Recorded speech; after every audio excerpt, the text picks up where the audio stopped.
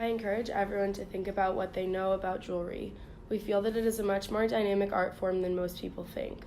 We have selected a variety of artifacts currently on display at the MFA pertaining to jewelry that would be a good addition to the Cummer Museum in hopes to shed light on the value of looking at jewelry as an expressive art form throughout history. My name is Dani, and I'm from Mystic, Connecticut. In visiting the MFA, I've been able to better recognize the value of certain artifacts within a collection and have an overall stronger understanding of what kind of exhibits draw more attention. I believe that we can elevate the experience of the Cummer Museum with our proposed special exhibit of jewelry. Hi, my name is Donia and I'm from Newport Beach, California. Having parents in the fashion industry, I'm very aware of the importance of portraying symbols and creativity through accessories. Jewelry is a vital part of cultures all around the world, and displaying this in the Cummer Museum will definitely bring in a large audience. The wreath of oak leaves and acorns is a staple in the Greek collection of jewelry with its defining gold detail. It comes from the Hellenistic age of ancient Greece around 4th century BC. There was an abundance of gold available in the Hellenistic era after the rule of Alexander the Great. This abundance combined with technological advancements led to much more ornate and stylized jewelry. Ancient Greece was a society that valued social hierarchy and classicism. Jewelry such as the wreath of oak leaves and acorns was a means for the individuals of the time to show their social status. Similarly, jewelry is a way for individuals to express themselves and their styles. This piece exemplifies a regal accessory that, when worn, would highlight their social status.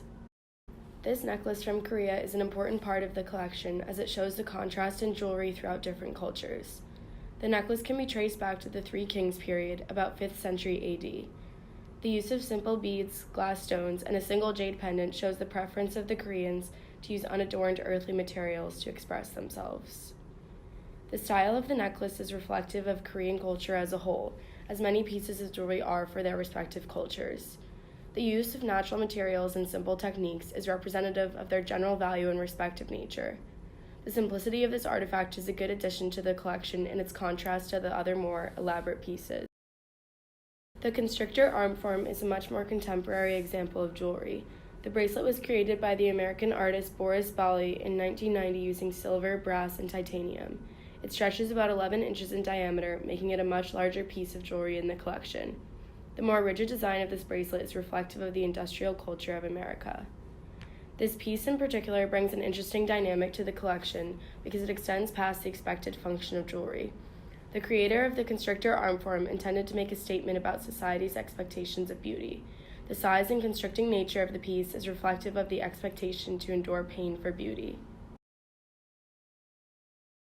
This necklace is a special piece in the collection as its origin is Boston. Josephine Shaw created this necklace using gold, jade, and glass pieces. The elaborate carvings within the jade pendant and glasswork show the artist's attention to detail. This necklace is more reflective of jewelry as most people think of it today, as a decorative piece. Josephine Shaw's pieces were heavily inspired by Asian culture, as seen in the use of white jade from China and the generally uncut natural finish of the piece. This is a perfect addition to the collection alongside the Korean necklace, as it shows Asian influence in later cultures. This golden pendant on a chain has been preserved from 1070 to 712 BCE. It depicts the birth of the Egyptian sun god, which occurred inside a blue lotus flower. In this piece, the figure is seated on the flower instead of inside of it.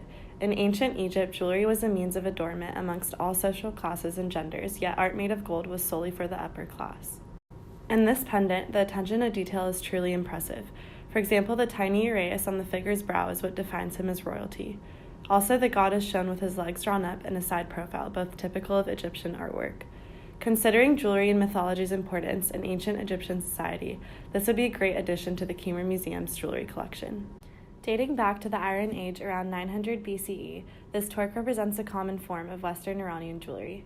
It is a neck ring made of bronze twisted into a loop, decorated with a unique design at its ends.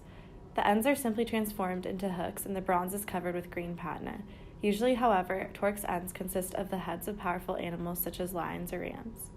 Beautifully crafted jewelry in the Iron Age resembled high status and was worn mostly by chiefs. Interestingly enough, torques like this one would be worn by men, making this a unique part of this collection. Having male jewelry in the Cummer Museum shows how the role of accessorizing has evolved throughout cultures.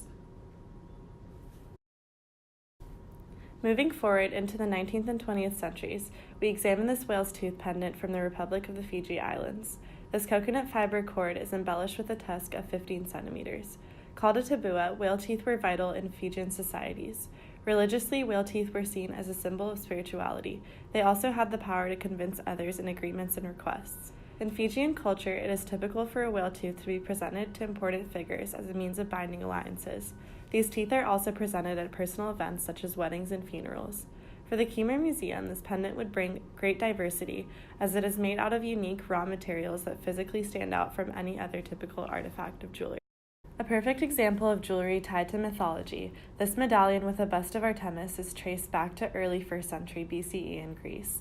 Made with thin gold, it lacks a backing and needs to be attached to a gold chain.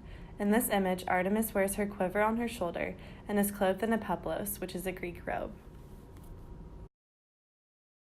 Greek mythology played one of the largest roles in their ancient society, and the gods were often depicted throughout their artwork. Artemis is the goddess of chastity and birth.